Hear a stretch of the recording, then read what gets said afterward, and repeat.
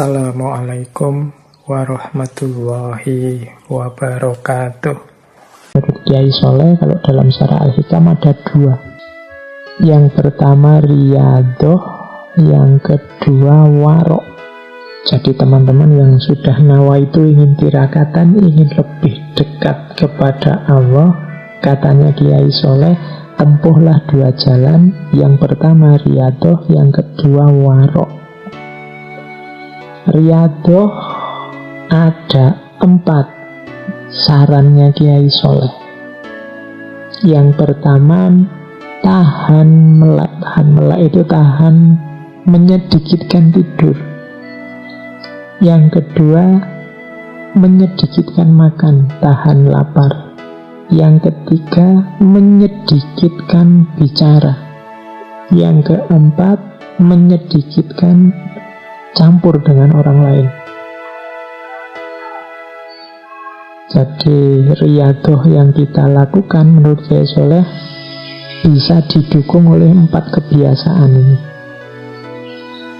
Sedikit tidur sehingga lebih banyak waktu terjaga. Ya tentunya waktu kita tidak tidur kita gunakan untuk zikir, munajat, dekat dengan Allah. Anugerah dari Allah kalau kita kuat tidur sedikit. Banyak orang sekarang yang susah tidur ya.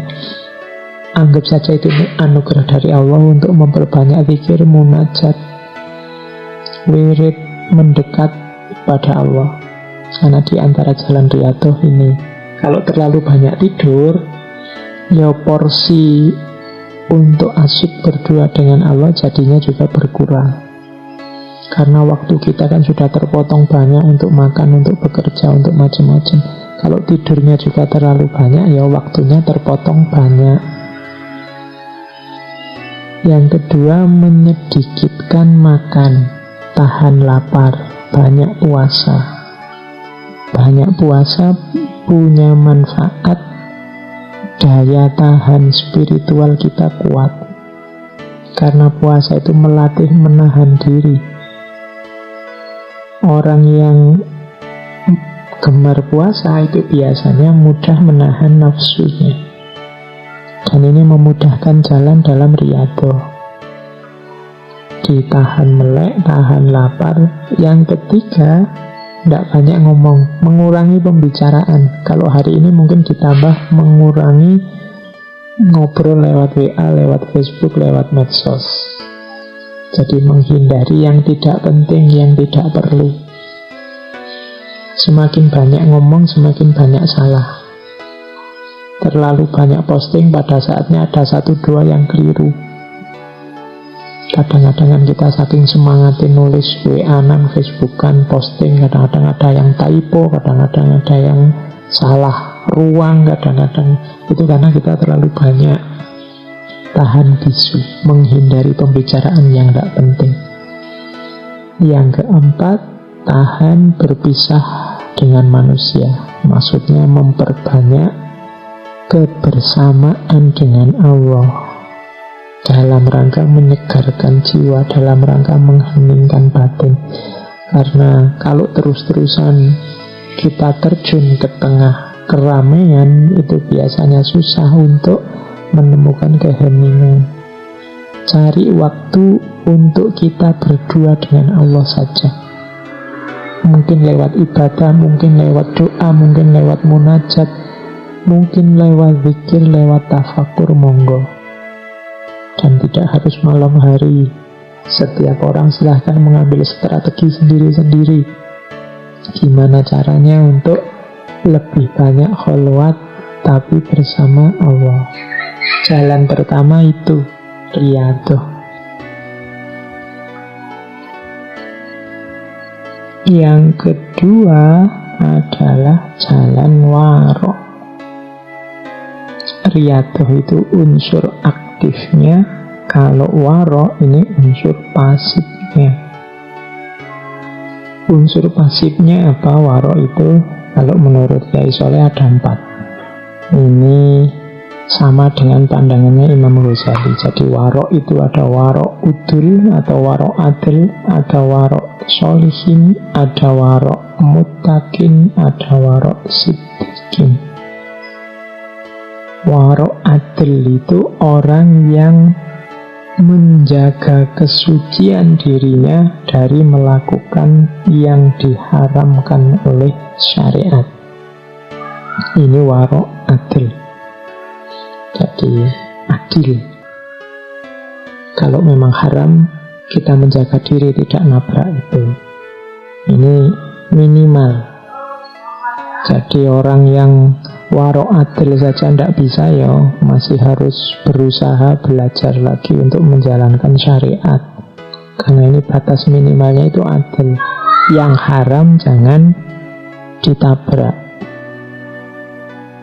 Nah, ada level 2. Level 2 ini warok solihin. Orang-orang soleh. Orang-orang soleh ini tidak cuma menjaga diri dari yang haram, tapi yang menjurus ke arah haram juga tidak.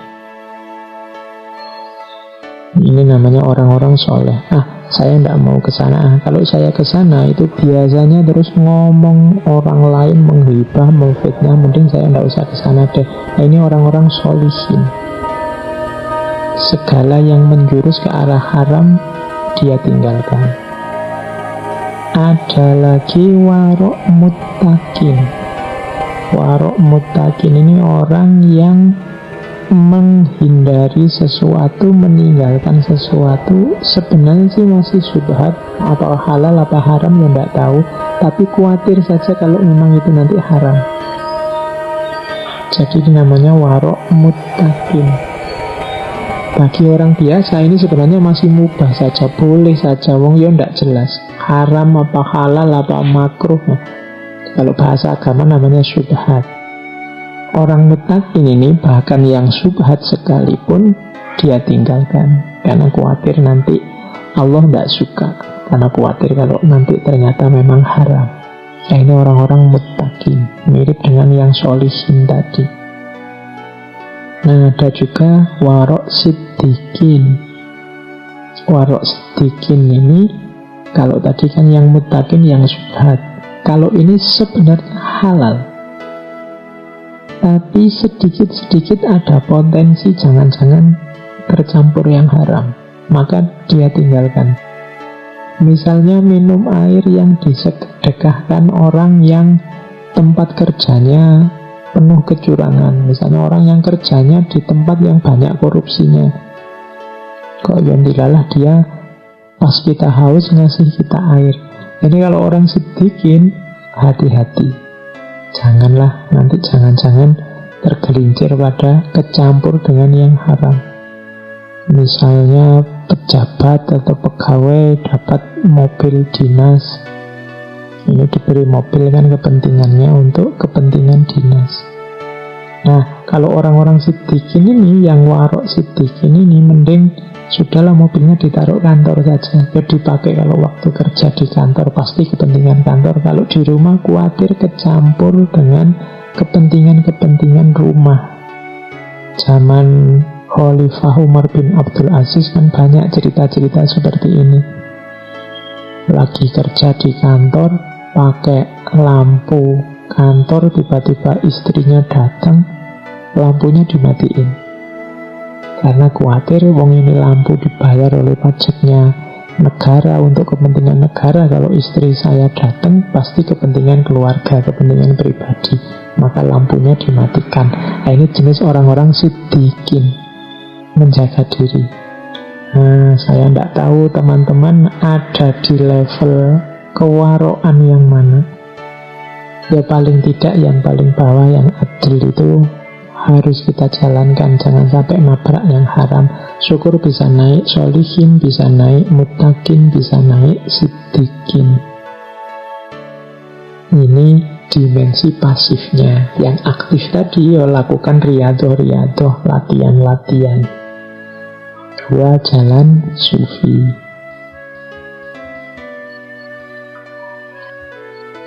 Nah, tambahkan dalam jalan sufi kita aspek ikhlas. Kalau ini di hampir semua sufi jadi keyword, jadi kunci. Ikhlas kalau menurut Kiai Soleh ada 3 jenisnya. Yang pertama ikhlasnya abidin, yang kedua ikhlasnya muhibbin, yang ketiga ikhlasnya arifin. Saya tidak tahu, kadang-kadang teman-teman mungkin yang mendengarkan yang masih muda-muda ini merasa wacana-wacana seperti ini, ikhlas, warok, kemudian riyadhah, itu mungkin merasa ini kok rasanya masih jauh Pak dari hidup saya. Rasa semacam ini sebenarnya juga sejenis godaan, sejenis was-was, seolah-olah kita yang masih muda ini masih belum saatnya.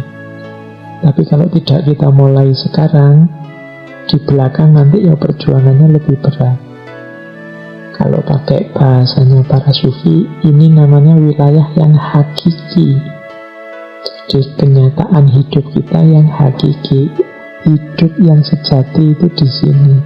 Kalau dalam bahasa Islam kan, inna lillahi wa inna ilaihi raji'un. Pada saatnya pasti kita nanti kembali ke Allah. Pada saatnya jatah umur kita akan habis, dan yang akan berguna yang hakiki-hakiki ini. Insya Allah seumuran teman-teman tidak terlalu mudah untuk memulai. Ya dimulai dari sekarang, nanti akan semakin baik ke belakang. Sengaja saya angkat tema-tema yang agak timur, agak tasawuf belakangan ini, karena saya melihat situasi hari ini di luar serba banyak panasnya hawanya, baik hawa lahir maupun hawa batin kita. Mungkin sudah saatnya, mungkin Allah juga mengingatkan kita, saatnya untuk kembali ke dalam diri, saatnya untuk ilaihi roji'un. Bahkan Allah memberi isyarat yang sangat dahsyat dengan virus corona ini yang membuat kita mau tidak mau melakukan uzlah di rumah kita masing-masing. Ini bagi saya isyarat yang luar biasa dari Allah. Ayo segera membereskan diri kita. Jangan-jangan memang ini akhir zaman yang sebentar lagi sudah berakhir. Maka ayo bareng-bareng dibereskan diri kita. Termasuk ini tadi, belajar cara untuk membereskan jiwa, membereskan batin lewat jalur tasawuf. Ikhlas yang pertama adalah ikhlasnya abidin. Orang ikhlas level abidin adalah orang yang beramal soleh, beramal baik, menjaga agar tidak riak, tidak ujub, tidak ingin pamer, tidak ingin sombong, pokoknya beramal untuk Allah dengan mengharap semoga mendapatkan pahala, mendapat surganya, semoga dijauhkan dari neraka. Ini level ikhlasnya orang-orang abidin. Naik satu level, level ikhlasnya orang-orang muhibbin.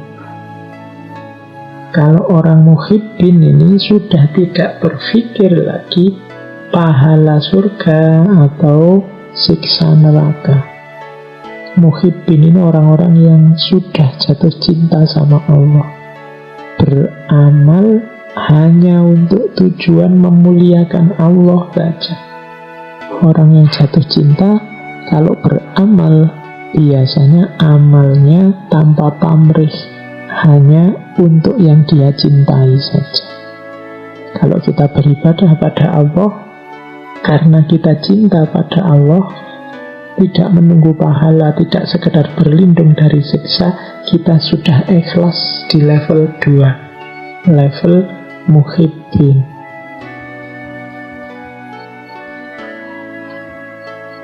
Ada ikhlas di level paling tinggi.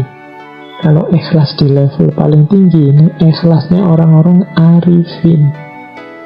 Di level paling tinggi ini orang yang punya kesadaran, bahkan aku bisa beramal baik ini bukan karena jasaku. Semuanya yang menggerakkan, yang membuka hati, yang memungkinkan aku beramal baik hanya Allah saja. Aku tidak punya daya, tidak punya upaya, tidak punya kehendak. Semua yang mengatur semua ini adalah Allah saja. Jadi ikhlasnya orang arifin. Kalau yang muhibbin tadi masih ada rasa aku mempersembahkan semuanya untuk Allah. Ini kan masih ada akunya yang berusaha. Tapi level arifin, bahkan yang aku lakukan ini hakikatnya pemberian Allah juga. Jadi aku tidak punya jasa sama sekali apapun. Ini level orang arifin, punya kesadaran bahwa yang membuat aku bergerak dan membuat aku diam itu ya Allah. Tidak sekedar mempersembahkan perbuatan untuk Allah seperti di orang-orang muhibbin, atau mengharapkan pahala dan menjauh dari neraka seperti di orang-orang abidin. Maka orang-orang arifin ini diantara cirinya selalu bersyukur. Alhamdulillah Allah menakdirku jadi orang yang taat, jadi orang yang patuh, jadi orang yang mau beramal soleh. Nah, itu cirinya orang arifin. Jadi ikhlas ternyata ada 3. Maka teman-teman tidak usah khawatir, Pak, kok saya masih incerannya surga ya Pak, masih tidak ingin masuk neraka ya Pak. Tidak apa-apa, itu pun sudah ikhlas. Meskipun ikhlas level abidin. Kalau di bawah ini, kalau di luar abidin apa Pak? Ya tadi, kalau di luar abidin, di bawah abidin berarti beramal hanya untuk pamer, beramal hanya untuk ujub, disombongkan, atau beramal karena duniawi, tidak karena Allah. Demi kemasyhuran, demi kekayaan, demi dipuji orang, itu berarti bawahnya abidin. Kalau abidin ya karena Allah, lillahi ta'ala, cuma sambil mengharapkan pahala dan ingin dilindungi dari siksa. Kalau muhibbin, tidak ada pamrih apa-apa, hanya untuk Allah saja amalnya.